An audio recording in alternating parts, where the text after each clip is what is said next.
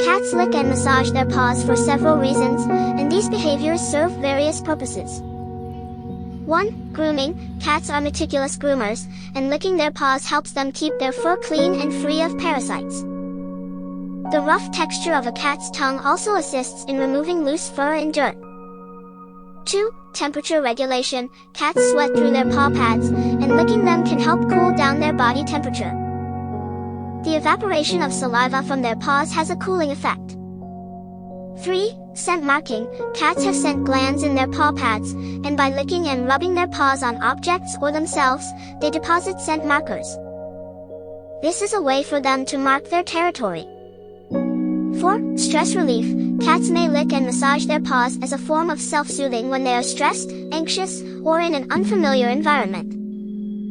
It can be a comforting behavior. 5. Pain or discomfort.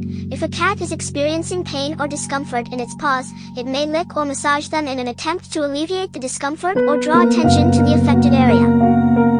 6. Instinctual behavior. Kittens learn grooming behaviors from their mothers, and licking and massaging paws are often instinctual actions that carry into adulthood. 7. Exploration and play. Cats use their mouths and paws to explore the world around them.